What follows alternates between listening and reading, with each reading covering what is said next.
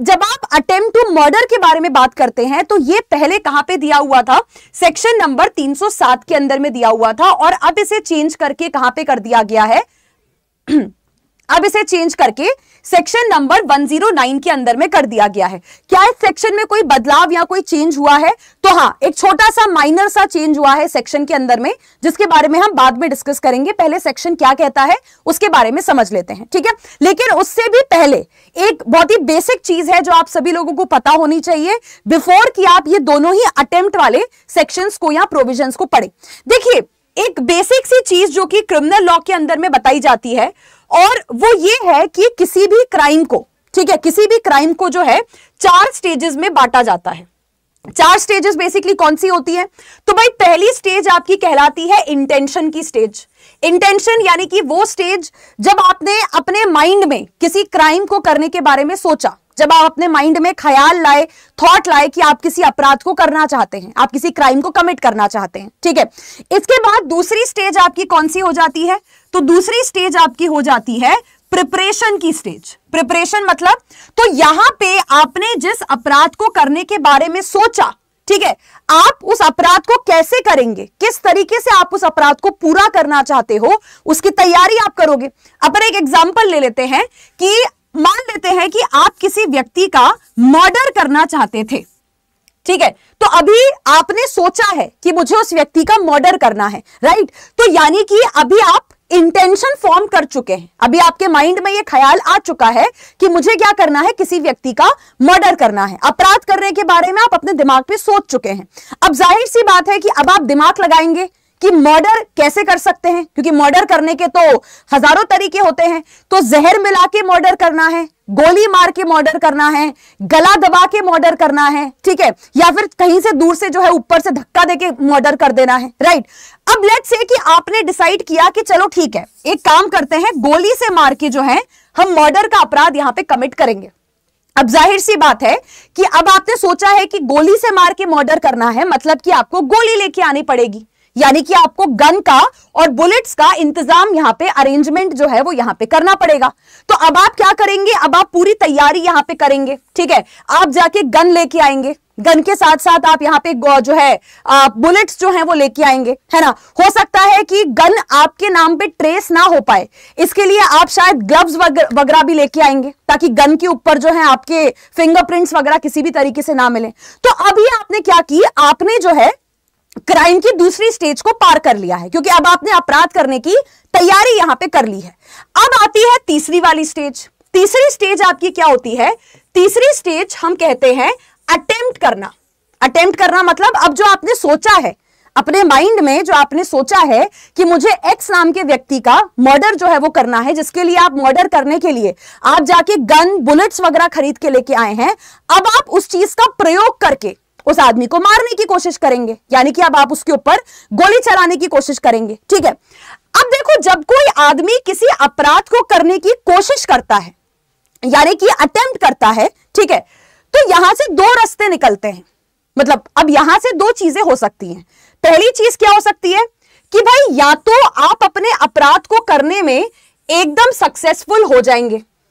Successful मतलब जो आपने सोचा अपने दिमाग में कि मुझे एक्स नाम के व्यक्ति का मर्डर करना है, उसको मुझे गोली से मारना है, उसको गोली से मारने के लिए आप जाके गोली बुलेट्स वगैरह सब कुछ यहां पे लेके आए। तो अब या तो एक चीज होगी कि भाई तुम उसके ऊपर गोली चलाओगे तो या तो उसको गोली लगेगी और वो मर जाएगा, मतलब तुम जो करना चाहते थे मर्डर, वो करने में आप सक्सेसफुल हो जाएंगे। आपने जो सोचा था करने के बारे में आप उसे कंप्लीट कर देंगे। लेकिन एक दूसरा सवाल भी है यहां पे।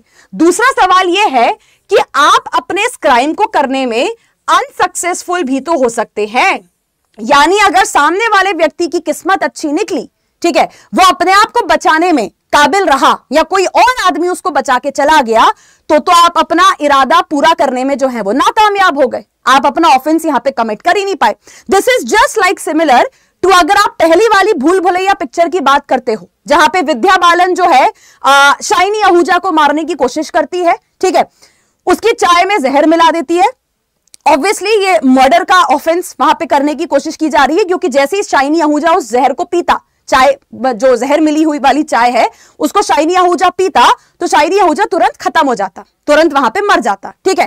तो अगर ये हो जाता, मतलब अगर जो विद्या बालन ने अटेम्प्ट किया था, जो कोशिश की थी चाय में जहर मिला के उसको देने की, उसको पिलाने की, अगर ये सक्सेसफुल हो जाता तो शाइनी आहूजा के मर्डर के आरोप में विद्या बालन पे अपन लगा देते, आईपीसी का सेक्शन 302। लेकिन अब उस पिक्चर में हुआ क्या? पिक्चर में हुआ ये कि भाई अक्षय कुमार आके शाइनी आहूजा को बचा ले गया, क्योंकि अक्षय कुमार को पहले ही पता चल गया कि चाय में जो है वो जहर मिला हुआ है। तो यानी कि विद्या बालन ने कोशिश तो पूरी की शाइनी आहूजा को निपटाने की, उसको मर्डर करने की, लेकिन विद्या बालन जो है वो यहां पे अनसक्सेसफुल रही। ठीक है, तो अनसक्सेसफुल होने की वजह से, है ना, हम ये बोलेंगे कि विद्या बालन जो है वो क्राइम की चौथी स्टेज के ऊपर नहीं पहुंच पाई। तो क्योंकि क्राइम की जो चौथी स्टेज होती है दैट इज कमीशन। आपने माइंड में इरादा बना लिया, यानी कि आपने इंटेंशन बना लिया। ठीक है, अपराध को करने की आपने पूरी तैयारी कर ली, यानी कि आपने प्रिपरेशन कर ली। ठीक है, तीसरा, अपराध को करने के लिए आपने अटेम्प्ट भी कर दिया, यानी कि आपने सामने वाले के ऊपर धावा भी बोल दिया, है ना। लेकिन आप चौथी वाली स्टेज पे नहीं पहुंच पाए, यानी कि आपका क्राइम पूरी तरीके से कंप्लीट नहीं हो पाया, उसका कमीशन नहीं हो पाया, क्योंकि उसके पहले ही वो आदमी बच गया, किसी ना किसी तरीके से वो बच गया। तो ऐसे में बेसिकली ये सारे केसेस आपके कहां पे फॉल करते हैं? सेक्शन नंबर 109 के अंदर में फॉल करते हैं। क्योंकि अगर तो सामने वाला पर्सन मर गया, यानी कि आपने जो उसको मारने की कोशिश की, अगर सामने वाला पर्सन मर जाता तो आप लायबल हो जाते मर्डर के लिए, लेकिन सामने वाला पर्सन यहां पे मरा नहीं। तो अब आपकी पनिशमेंट कहां पे होगी? सेक्शन नंबर 109 के हिसाब से होगी। अब सेक्शन नंबर 109 क्या कहता है? तो 109 कहता है whoever does any act with such intention or knowledge and under such circumstances।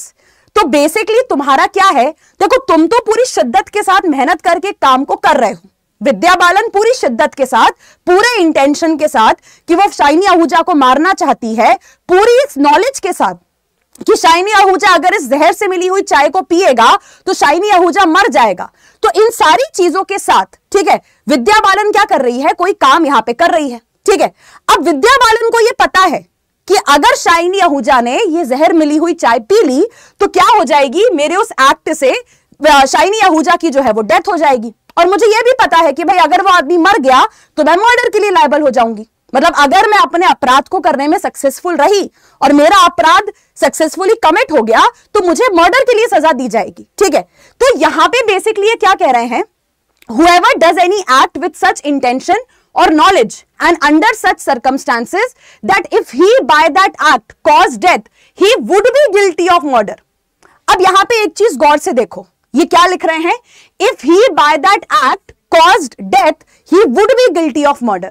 मतलब तुमने जो काम किया, अगर तुम उस काम को करने में सक्सेसफुल होते, अगर तुम सामने वाले पर्सन की डेथ कॉज करते तो तुम्हें मर्डर की सजा मिलती। तो बार बार ये यहां पे क्या कह रहे हैं? अगर तुम डेथ कॉज करते, अगर तुम सामने वाले को मारते तो तुम्हें मर्डर की सजा मिलती। लेकिन यहां पे एक्चुअल में हुआ क्या है कि सामने वाला पर्सन मरा नहीं है, सामने वाला पर्सन जो है वो बच गया है। तो ऐसे में तुम्हारी सजा क्या है? तुम्हें मिलेगी सिंपल या रिगरस इंप्रिजनमेंट की सजा, जो कि मैक्सिमम 10 साल तक की हो सकती है, प्लस आपके ऊपर यहां पे फाइन भी लगाया जाएगा। आई होप इतनी बात सबको समझ में आ गई होगी। ठीक है, अब यहां पे दूसरी सिचुएशन, अब यहां पे स्टूडेंट्स को परेशानी ये होती है कि यार ये दूसरी पनिशमेंट यहां पे क्यों बताई गई है? मतलब अटेम्प्ट टू मर्डर तो अटेम्प्ट टू मर्डर होता है ना, या आपने दो तरीके का क्लासिफिकेशन यहां पे क्यों किया हुआ है? अब क्लासिफिकेशन इसलिए किया हुआ है, इसको एक एग्जांपल से मैं आपको समझाती हूं। ठीक है, basically last year supreme court का एक वो आया था, जजमेंट आया था इसी पर्टिकुलर पॉइंट के ऊपर। ठीक है, पॉइंट आपका ऐसा था कि आप सबने एक औजार, एक वेपन का नाम सुना हुआ होगा जिसको कहा जाता है खुरपी। ठीक है, मुझे नहीं पता इसको इंग्लिश में क्या कहते हैं, बट आपने देखा होगा कि माली वगैरह जो होते हैं, गार्डनर्स वगैरह जो होते हैं, गार्डन वगैरह में जो पेड़ों की ऐसे मतलब मिट्टी की ऐसे खुदाई की जाती है, मतलब नीचे की मिट्टी को ऊपर लेके आने के लिए। ठीक है, तो उसे कहा जाता है खुरपी। मतलब कुछ ऐसा सा जो है वो एक कुछ ऐसा सा दिखता है वो समथिंग, मतलब I don't know, my drawing is bad, but हाँ जिनको समझना होगा वो समझ गए होंगे। ठीक है, तो बेसिकली होता क्या है, नहीं घर बनाने में नहीं यूज होता है, मिट्टी को ऐसे ऐसे ऐसे करने में यूज होता है वो। ठीक है, तो खुरपी है ना। अब होता क्या है कि एक आदमी, एक वो होता है अपना सिक्योरिटी गार्ड टाइप का एक आदमी होता है। ठीक है, ओके थैंक यू ट्रोल, हाँ ठीक है। तो सिक्योरिटी गार्ड टाइप का एक आदमी होता है अपना, है ना, और ये सिक्योरिटी गार्ड जो आदमी है ये बेसिकली खुरपी लेता है और खुरपी लेके एक आदमी के ऐसे गले पे मारता है। मतलब इमेजिन कि आप एक खुरपी पकड़े हुए हो ऐसे हाथ में, है ना, और आप किसी के यहां पे मारो।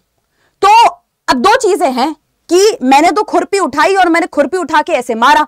अब यहां पे दो चीजें हो सकती हैं कि अगर तो सामने वाले के गले में यहां पे लगा, क्योंकि ये this is a vital organ, ये एक इंपॉर्टेंट बहुत ही सेंसिटिव एरिया होता है बॉडी का, यहां पे अगर कोई भी चीज खींच के मारोगे तो सामने वाला बचेगा नहीं। तो अगर तो खुरपी तुमने खींच के मारी और उसके यहां पे लग गई तो वो पर्सन मर गया, तो तुम्हें पता है, और तुम मार भी उसको इस तरीके से रहे हो, दैट शोस कि तुम उसको मारना ही चाहते थे, मतलब तुम मर्डर ही करना चाहते थे, तुम्हारा पूरा इंटेंशन था उसकी डेथ कॉज करने का, ठीक है। अब हुआ क्या कि आपने उस आदमी के ऐसे गले पे मारा, लेकिन वो आदमी झुक गया, ठीक है, वो आदमी झुक गया, मतलब वो डक कर गया और फिर वो डक करके अपनी जान बचा के वहां से भाग गया, राइट। तो कुल मिला के तुमने जिसको मारने की कोशिश की, तुमने जिसका मर्डर करने की कोशिश की, वो आदमी को एक खरोच नहीं आई, उसको एक चोट नहीं आई और वो एकदम सेफ एंड साउंड पूरी तरीके से यहां पे बच गया। तो बेसिकली कोर्ट ने बोला कि भाई तुम्हारे ऊपर तो जो है अटेम्प्ट टू मर्डर लगेगा, यानी कि 307 लगाया जाएगा। अब ये सिक्योरिटी गार्ड कहता है कि मेरे ऊपर अटेम्प्ट टू मर्डर क्यों लगेगा, मतलब अटेम्प्ट टू मर्डर तो तब लगना चाहिए ना जब मैं किसी आदमी को मारूं और उसको किसी तरीके की खरोच आए, किसी तरीके की चोट आए, मतलब भले ही वो बच जाए लेकिन उसे कोई तो जख्म, कोई तो चोट, कुछ तो आना चाहिए, तो सेंस भी बनता है कि आप किसी के ऊपर अटेम्प्ट टू मर्डर लगाएं।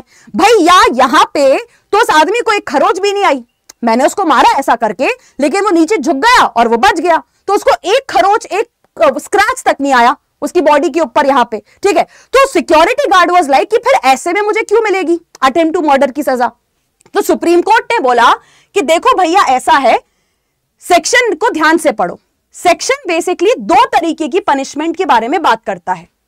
पहला जो क्लॉज है वो ये कहता है कि आपने अगर किसी आदमी के ऊपर अटैक किया, ठीक है, और वो आदमी बच गया, है ना, उसको एक भी खरोच नहीं आई, उसको एक भी चोट नहीं आई, तो तुम फॉल करोगे यहां पे, यानी कि तुम्हारी सजा हो जाएगी 10 साल तक का इंप्रिजनमेंट प्लस तुम्हारे ऊपर लगाया जाएगा फाइन। लेकिन अगर तुम किसी आदमी के ऊपर वार करो, तुम उसके ऊपर अटैक करो, तुम उसे मारने की कोशिश करो, तुम उसका मर्डर करने की कोशिश करो, वो आदमी बच जाए, लेकिन अपने आप को बचाने के चक्कर में उस आदमी को अगर थोड़ी सी भी चोट आ गई, थोड़ा सा भी खरोच, स्क्रैच, कोई भी हर्ट उसकी बॉडी के ऊपर आ गया, तो तुम्हारी पनिशमेंट हो जाएगी लाइफ इंप्रिजनमेंट की, ठीक है, और to such punishment as is herein before mentioned, या फिर हम तुम्हें 10 साल तक की इंप्रिजनमेंट दे सकते हैं या फिर तुम्हारे ऊपर फाइन लगाया जा सकता है। तो बेसिकली कुल मिला के सुप्रीम कोर्ट अपने इस केस के थ्रू यह कहना चाह रहा था कि अटेम्प्ट टू मर्डर के लिए यह जरूरी नहीं है कि जिसके ऊपर अटेम्प्ट टू मर्डर किया जाए, है ना, वो आदमी अगर पूरी तरीके से सेफ साउंड बच जाता है, उसके ऊपर एक भी खरोच नहीं आता है, तो ये अटेम्प्ट टू मर्डर नहीं माना जाएगा, ऐसा नहीं है। तुमने अटेम्प्ट किया उतना ही देखा जाता है, उतना ही काफी है। सामने वाला पर्सन कैसे बचा, कैसे नहीं बचा, कितनी खरोच उसको आई नहीं आई, कितना वो अपने आप को डिफेंड कर पाया, this holds no relevance except punishment decide करने में बस ये आपका डिसाइड किया जाता है, ठीक है।